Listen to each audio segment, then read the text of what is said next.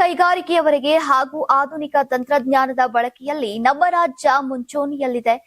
ಈ ಪಯಣವನ್ನ ಸಂಕೇತಿಸುವಂತೆ ಈಗ ಸಿರಿಧಾನ್ಯದಿಂದ ಮೈಕ್ರೋಚಿಪ್ ವರೆಗೆ ಎನ್ನುವ ಸ್ತಬ್ಧ ಚಿತ್ರವನ್ನ ಈ ಬಾರಿಯ ದೆಹಲಿ ಗಣರಾಜ್ಯೋತ್ಸವದ ಭಾರತ ಪರ್ವ ಪಥಸಂಚಲನದಲ್ಲಿ ಕರ್ನಾಟಕವು ಪ್ರದರ್ಶಿಸ್ತಾ ಇದೆ.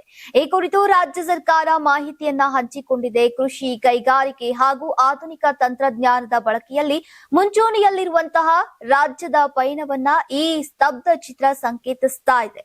ಈ ಸ್ತಬ್ಧ ಚಿತ್ರ ಕರ್ತವ್ಯ ಪಥದಲ್ಲಿ ನಡೆಯುವ ಗಣರಾಜ್ಯೋತ್ಸವದ ಪರೇಡ್ನಲ್ಲಿ ಭಾಗಿಯಾಗಲ್ಲ, ಬದಲಿಗೆ ಕೆಂಪುಕೋಟೆಯಲ್ಲಿ ಆಯೋಜಿಸುವ ಭಾರತ ಪರ್ವದಲ್ಲಿ ಪ್ರದರ್ಶಿಸಲಾಗ್ತಾ ಇದೆ.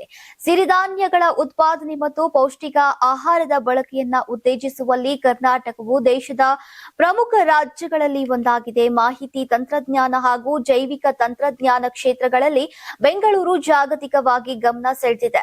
ಮೈಕ್ರೋಚಿಪ್, ಎಲೆಕ್ಟ್ರಾನಿಕ್ಸ್ ಹಾಗೂ ಸೆಮಿಕಂಡಕ್ಟರ್ ವಲಯಗಳಲ್ಲಿನ ಆವಿಷ್ಕಾರಗಳು ಈಗ ಕರ್ನಾಟಕವನ್ನ ಶ್ರೇಷ್ಠ ತಂತ್ರಜ್ಞಾನ ಕೇಂದ್ರವಾಗಿಸಿವೆ. ಇವೆಲ್ಲವೂ ಈ ಬಾರಿ ಸ್ತಬ್ಧ ಚಿತ್ರದಲ್ಲಿ ಮೇಳೈಸಿವೆ.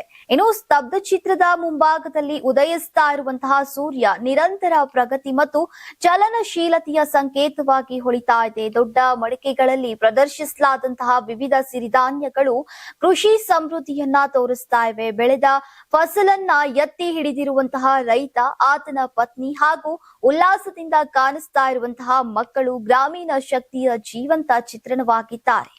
ಮಧ್ಯಭಾಗದಲ್ಲಿ ತಿರುಗ್ತಾ ಇರುವಂತಹ ಅಣುವಿನ ಮಾಲಿಕ್ಯೂಲ್ಗಳ ಮಾದರಿ ತಂತ್ರಜ್ಞಾನ ಪ್ರಗತಿಯನ್ನ ಸೂಚಿಸ್ತಾ ಇವೆ ಮತ್ತು ಕೃತಕ ಬುದ್ಧಿಮತ್ತೆಯ ರೋಬೋಟ್ ಕಂಪ್ಯೂಟರ್ನಲ್ಲಿ ಕಾರ್ಯನಿರ್ವಹಿಸ್ತಾ ಇರುವುದು ಭವಿಷ್ಯದ ಆವಿಷ್ಕಾರಗಳ ಸಂಕೇತವಾಗಿದೆ. ಈ ಕೆಳಗಳಲ್ಲಿ ಬಾಹ್ಯಾಕಾಶ ಕೇಂದ್ರವನ್ನ ಪ್ರತಿನಿಧಿಸುವ ರಾಕೆಟ್ ಮತ್ತು ವಿಜ್ಞಾನಿ ಟೆಲಿಮೆಡಿಸಿನ್ ಮೂಲಕ ಈಗ ಮಾರ್ಗದರ್ಶನ ನೀಡ್ತಾ ಇರುವಂತಹ ವೈದ್ಯ ಹಾಗೂ ಕೃಷಿ ಭೂಮಿಯಲ್ಲಿ ಡ್ರೋನ್ ಬಳಸ್ತಾ ಇರುವಂತಹ ಮಹಿಳೆಯು ವಿಜ್ಞಾನ, ಆರೋಗ್ಯ ಹಾಗೂ ಆಧುನಿಕ ಕೃಷಿಯ ಸಮನ್ವಯವನ್ನ ತೋರಿಸ್ತಾರೆ.